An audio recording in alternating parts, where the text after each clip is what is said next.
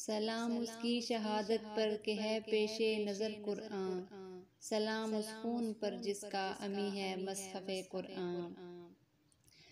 नबी करीम सल्लल्लाहु अलैहि वसल्लम का फरमान है कि अगर मेरी 10 बेटियां भी होती तो मैं एक के बाद दूसरी से तुम्हारा निकाह कर देता, क्योंकि मैं तुमसे राज़ी हूँ। ये मोजम औस्त की जिल्द नंबर 4 के सफ़ा नंबर 322 की हदीस नंबर 6116 है।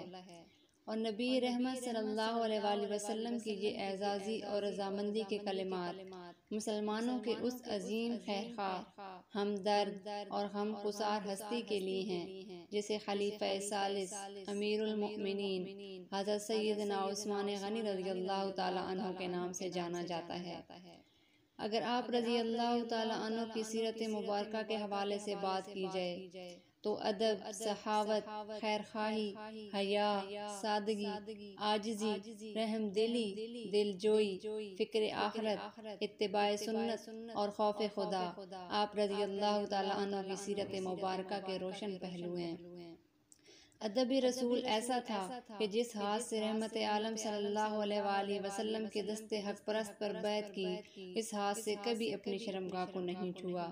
सखावत ऐसी कि ग़ज़वा तबूक के मौका पर मुसलमानों की बेसर सामानी को देखते हुए पहली दफ़ा 100 ऊँट, दूसरी मरतबा 200 ऊँट और तीसरी मरतबा 300 ऊँट देने का वादा किया, मगर हाजिर करने के वक़्त आपने 950 ऊँट, 50 घोड़े और 1000 अशरफियाँ पेश की।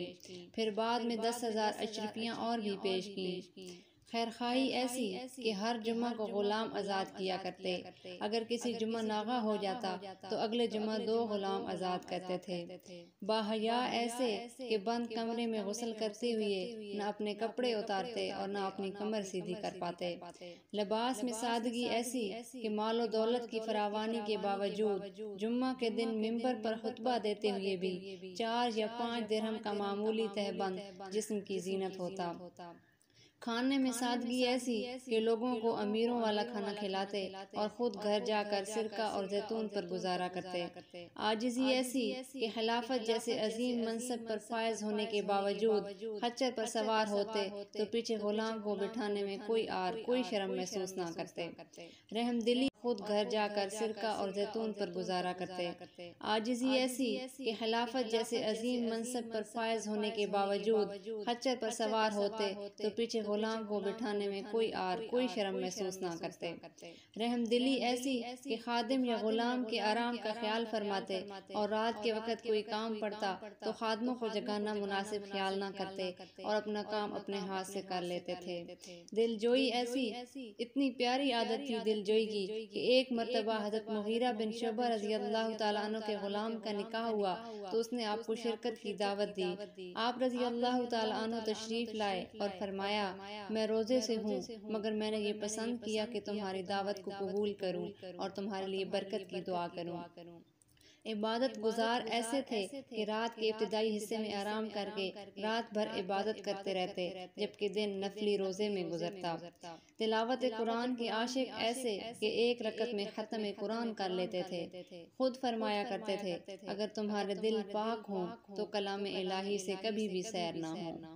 अशरा मुबशरा यानी 10 जन्नती सहाबा में शामिल होने के बावजूद फ़िक्र आखिरत ऐसी कि जब किसी कब्र के पास खड़े होते तो इस कदर रोते कि आंसू से आप रज़ियल्लाहु ताला अन्हु की रेश मुबारक तर हो जाती। इत्तिबाए सुन्नत का जज्बा ऐसा कि मस्जिद के दरवाजे पर बैठकर बकरी की दस्ती का गोश्त मंगवाया और खाया और बगैर ताज़ा वुज़ू किए नमाज अदा की।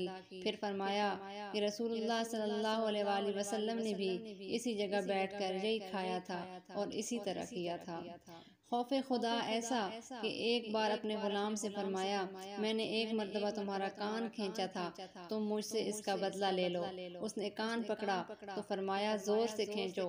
फिर फरमाया, कितनी अच्छी बात है कि किसास का मामला दुनिया ही में है, आखिरत में नहीं है।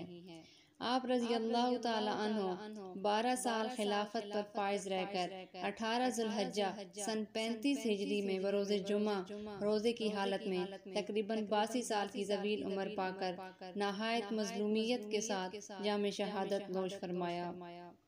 शहादत के बाद हज़रत सैयदना अब्दुल्ला बिन अब्बास रज़ियल्लाहु ताला अन्हुमा ने रहमत आलम सल्लल्लाहु अलैहि वसल्लम को ख्वाब में फरमाते हुए सुना, बेशक उस्मान रज़ियल्लाहु ताला अन्हु को जन्नत में आलीशान दूल्हा बनाया गया है।